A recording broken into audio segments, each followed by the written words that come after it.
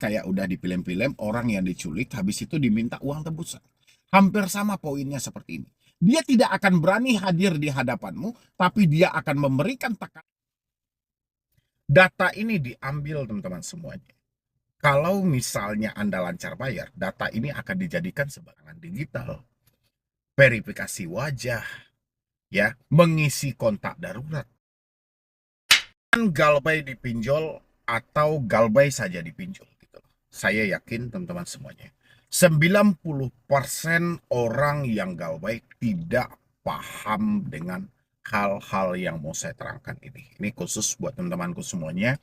Anda yang mengalami telat bayar di pinjol-pinjol raksasa, pinjol-pinjol legal, atau pinjol-pinjol yang menjadi 10 besar angka peminjam terbanyak yang ada di Indonesia. Ini Anda simakin video ini sampai habis, jangan Anda skip. Tapi sebelumnya buat teman-teman semuanya, yang belum mensupport channel ini boleh disupport dulu, boleh didukung dulu, karena satu supportan dari Anda itu menjadikan channel ini makin berkembang dan saya makin semangat dalam memberi edukasi dan motivasi. Oke, buat teman-teman semuanya, kenapa saya bilangin 90% orang yang telat bayar pinjol atau orang yang menyatakan galbay di pinjol tidak paham konsep pinjol itu seperti apa gitu. Yang Anda tahu adalah setiap kata-kata yang dilontarkan oleh debt collector itu adalah hal yang benar terjadi. Contoh, kamu akan diproses ke jalur hukum. Dalam bayangan Anda, besok pagi Anda sudah dibawa ke pengadilan, atau Anda sudah di BAP oleh polisi, atau Anda sudah dibawa ke pengadilan dihadapkan oleh 3 hakim dan panitera dan lengkap dengan pengacara atau jaksa penuntut umum. Entahkah itu Anda yang Anda bayangkan itu pidana ataupun perdata. Ya. Habis itu ketika debt collector menyampaikan akan melakukan penarikan aset-aset. Anda sudah membayangkan Anda membawa tas keluar dari rumah, membawa baju, membawa barang-barang yang ada di rumah karena rumah Anda sudah disita oleh pinjol. Nah, teman-temanku, ini sudah seharusnya, teman-teman. Sudah seharusnya Anda mengetahui dan Anda memahami. Jangan lagi Anda hanya berada di kulit luar untuk menghantam diri Anda sendiri, mematahkan mental Anda dan mematikan cara berpikir yang bagus. Kenapa seperti itu, teman-teman? Anda pahami dulu. Pinjol ini, teman-teman semuanya, ini adalah pinjaman online. Oke, pinjol adalah pinjaman online. Tidak bertemunya antara si pemberi dengan si penerima. Ingat, kalian tidak bertatap muka dengan pihak pinjol, teman-teman. Ya, tidak ada dia langsung memberikan dana itu ke tanganmu. Atau dia bikinkan kayak di bank, dia bikinkan kamu buku tabungan atau ATM dan langsung dikasih sama diri. Tidak ada. Dan kamu juga tidak melakukan tanda tangan secara manual berhadapan-hadapan juga tidak. Ya, dan kamu juga tidak dibutuhkan untuk membeli materai 10.000. Yang dibutuhkan apa dengan pinjaman online?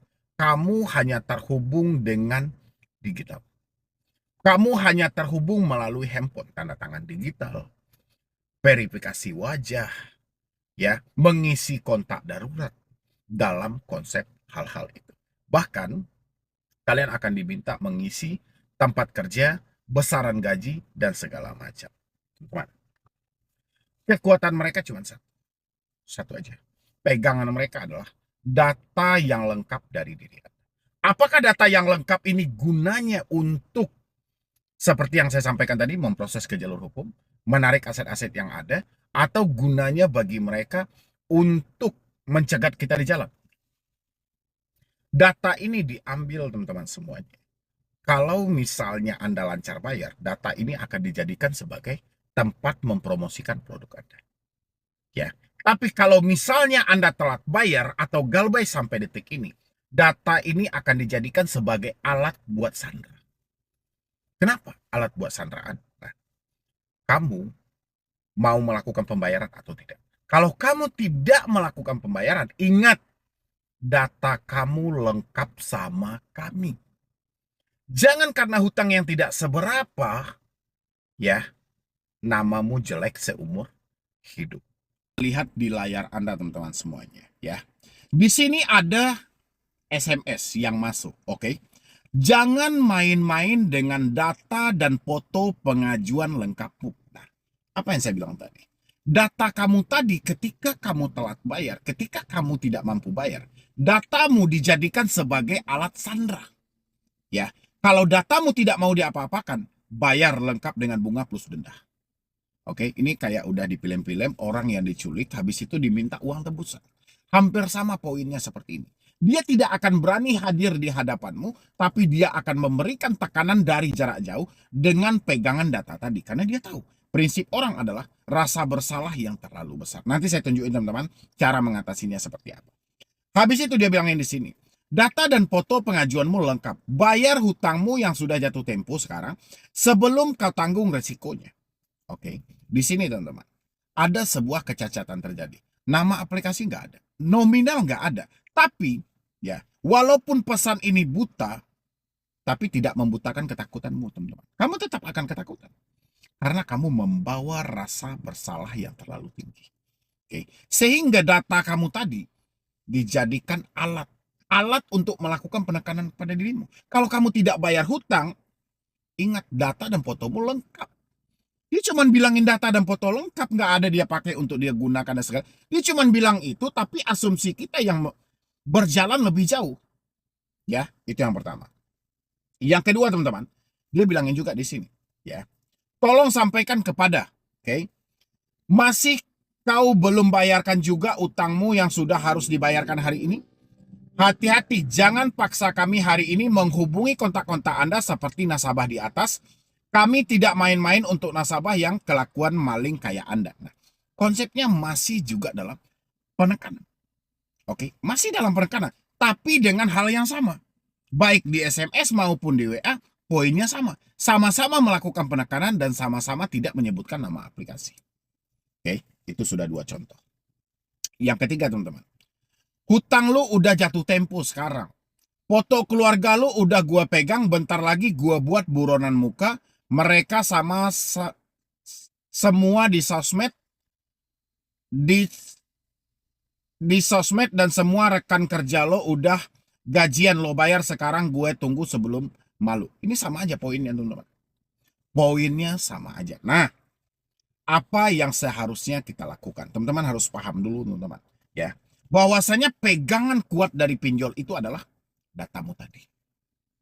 Oke, datamu dijadikan alat sandraan. Sandraan ini akan dikirim melalui SMS-mu tadi. Akan dikirim melalui WhatsApp-mu tadi. Ketika kamu membaca WhatsApp dengan poin seperti tadi, kamu akan ketakutan dan kepanikan. Ketika kamu membaca SMS dengan hal tadi, kamu juga akan kekhawatiran. Ya, karena yang kamu bayangkan, hal buruk akan terjadi. Kamu akan mencerna mentah apapun yang mereka ucapkan. Nah, cara mencegah hal itu, kamu hapus WA. Oke, ganti nomor. Karena ini menjadi permasalahan utama. Kamu tidak bisa melihat hal-hal seperti tadi. Oke, kamu tidak bisa mendengar ucapan-ucapan seperti tadi. Dan pinjol sengaja melakukan hal itu karena ketidakmampuan mereka menjangkau Anda ke daerah. Mereka nggak mampu mengunjungi Anda. Anda kan selalu ketakutan kan akan didatangi. Mereka nggak mampu mengunjungi Anda. Makanya pinjol itu beranggapan, selagi biaya masih irit, kita peririt lagi. Selagi masih bisa debt collector melakukannya secara internal melalui telepon, pakai itu saja. Ya, makanya berlomba-lombalah mereka. Melakukan penekanan-penekanan seperti tadi. Apa tujuan mereka? Kalau tujuan dia hanya mengambil tagihan darimu, benar itu tujuan juga mereka, tapi bukan tujuan utama. Tujuan utama mereka adalah, dia tahu Anda sudah tidak ada uang, dia tahu Anda sudah miskin, tapi dia tahu data Anda masih bisa dipergunakan, dan mereka berikan dorongan supaya terjadi gali lubang tutup lubang. Itu tujuan mereka sebenarnya. Makanya teman-teman yang telat bayar pinjol, tidak mampu bayar pinjol, harus paham hal ini. Cara mencegahnya adalah, kendalikan cara berpikirmu, putus semua komunikasi yang terhubung, fokus menjalani hari-harimu buat ke depannya. Jangan terjemahkan lagi apa yang mereka sampaikan. Jangan kamu simpulkan lagi apa yang mereka ucapkan. Kamu akan kacau. Ya. Karena mereka hanya mengucapkan ya supaya kamu berada dalam tekanan. Harusnya kamu yang membaca, kendalikan dengan pemikiran. Tidak usah masuk ke dalam apa yang mereka ucapkan. Lagian mereka juga tidak menjelaskan aplikasi apa dan dari mananya. Paham teman-teman semuanya? Sisanya nanti yang mau lanjut konsultasi boleh di nomor yang ada di bawah teman-teman semuanya. Ya, Anda konsultasi langsung sama saya boleh. Saya akan siap untuk memberikan jawaban, melakukan edukasi buat teman-teman semuanya. Oke, mudah-mudahan dengan video yang singkat ini Anda bisa paham, teman-teman bisa terbantu. Tidak ada lagi yang ketakutan, tidak ada lagi yang gali lubang, tutup lubang. Jadi sekian dulu dari saya, Medi Broni. Wassalam.